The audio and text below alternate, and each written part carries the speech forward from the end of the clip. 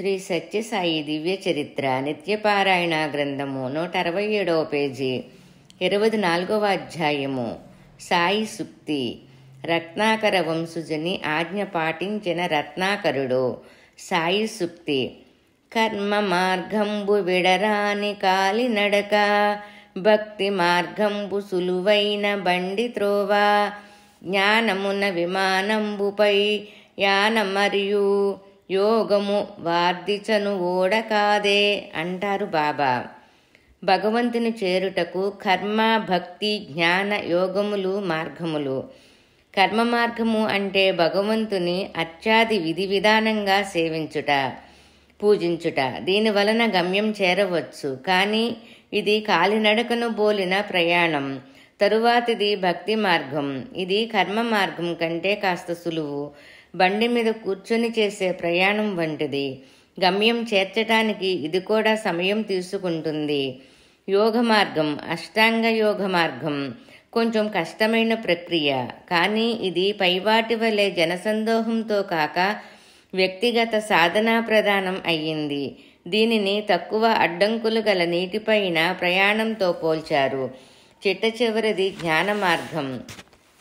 సంపూర్ణ శరణాగతితో సర్వం భగవంతునికే అధీనం అన్న తీవ్ర భావనతో అత్యంత గుహ్యమైన తీవ్ర సాధనలు సలుపుతూ వ్యక్తులు ప్రయాణం చేసే ఈ మార్గాన్ని అత్యంత శీఘ్రగమనమైన విమానయానంతో పోల్చారు స్వామి. కృతయుగములో జ్ఞాన మార్గం, త్రేతాయుగములో తపోకర్మ, ద్వాపరయుగములో యజ్ఞ యాగాది క్రతువులు, కలియుగములో భగవద్భక్తి, నామ సంకీర్తనలు, సిద్ధిదాయకాలు. సాధనాక్రమములు వేరు వేరైన గమ్యం ఒక్కటే. రత్నాకర వంశజుని ఆజ్ఞను పాటించిన రత్నాకరుడు. అది అమెరికాలోని పసిఫిక్ సముద్ర తీర ప్రాంతం. ఆ సముద్ర తీరములో కొండ వంటి ఒక దిబ్బ సముద్రానికి ఏటవాలుగా ఎత్తుగా నిలబడ్డట్టుగా ఉంది. అది ఒక రమణీయ ప్రదేశం. సాధారణంగా అటువంటి ఎత్తైన ప్రదేశాలలో, అది కూడా సముద్రానికి ఎదురుగా ఇండ్లు కట్టుకొని నివసించడానికి ఎవరైనా ఇష్టపడతారు. అమెరికన్లు అన్ని రకాల వసతులు కలవారు కాబట్టి ఇంకొంచెం ఎక్కువ మొగ్గు చూపుతారు. కొంతమంది ఆ కొండ దిబ్బపై సుందరమైన గృహాలు నిర్మించుకున్నారు. వారి వసతికై ఒక మంచి రహదారి కూడా కొండపై నిర్మింపబడింది. ఆ రహదారి నిర్మాణం వల్ల ఇసుక, మట్టి కలయిక వల్ల ఏర్పడ్డ దిబ్బ క్రమక్రమంగా సముద్రం వైపు ఒరిగిపోవటం ప్రారంభించింది.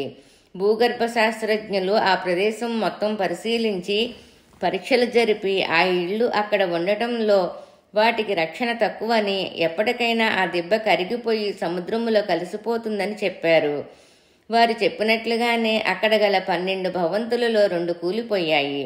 మిగిలిన వారు ఏం చెయ్యాలా అన్న సందిగ్ధంలో పడిపోయారు. ఇంతలోనే సాయి భక్తులైన వారందరికీ అక్కడి సాయి కేంద్రము నుండి ఆహ్వానం రాగా వారు అక్కడికి పోవలసి వచ్చింది. ఇళ్ళు ఖాళీ చేసి వేరుగా ఏర్పాట్లు చేసుకోవడమో లేక వాటి విషయం తర్వాత చూసుకోవచ్చు కనుక ముందుగా సాయి సెంటర్కు పోవడమో అన్న మీమాంస వారిని కలతపెట్టింది. చివరికి స్వామి భక్తులైన వారందరూ ఇళ్ల రక్షణ భారాన్ని స్వామికి అప్పచెప్పి సాయి సెంటర్ టూరుకు పోదామని నిర్ణయించుకున్నారు.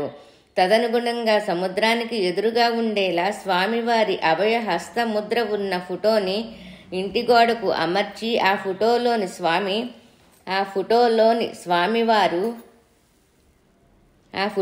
స్వామివారికి తమ ప్రార్థన విన్నవించుకొని నిశ్చింతగా సాయి సెంటర్కు పోయారు. స్వామి సముద్రాన్ని చూస్తూ చెయ్యెత్తి ఆశీర్వదిస్తున్నట్లుగా ఉంది ఆ ఏర్పాటు. అక్కడ సామూహిక కార్యక్రమాలు ముగించుకొని ఈ పాటికి ఇళ్ళు కూలిపోయాయేమో అని, ఇళ్ళు కూలిపోకుండా ఉండటానికి 100కి 1 వంతు అవకాశం కూడా లేదని అనుకుంటూ వాళ్ళంతా ఇళ్లకు బయలుదేరారు. ఇళ్ళు చేరిన వారికి ఆశ్చర్యంగా వాళ్ల ఇళ్లన్నీ ఏమాత్రం చెక్కు చెదరకుండా ఉండటం విస్మయాన్ని కలిగించింది. ఎంతో పెద్ద ఉప్పెన వచ్చిందని, అయినా సముద్రుడు రత్నాకరుడు ఏమాత్రం అణువంత ఆ ఇళ్లవైపు తన ఉధృతాన్ని చూపలేదని తెలుసుకొని ఇదంతా ఆ రత్నాకర వంశజుని అంటే స్వామి కరుణని నమస్కరించుకున్నారు. ప్రతిరోజు ఆ కొండదిబ్బ కదలికలను కొలుస్తున్న భూగర్భ శాస్త్రజ్ఞులకు కొంతవరకు ఒరిగినట్టి ఆ కొండ కూలిపోకుండా ఒక అంగుళమైన కదలకుండా ఆ ఏటవాలు స్థితిలోనే స్థిరంగా ఎలా ఉందో అంతు చిక్కలేదు. సర్వశాస్త్రసార రూపుడైన సాయి అనుగ్రహ శక్తి ఏ శాస్త్రజ్ఞునికి మాత్రం ఏం అర్థమవుతుంది? వారిని అనుసరించడమే మన కర్తవ్యం. రత్నాకరం భయహరం భక్తి శక్తి ప్రవర్ధకం సతతోధారకం సర్వం సాయం వందే జగద్గురుం.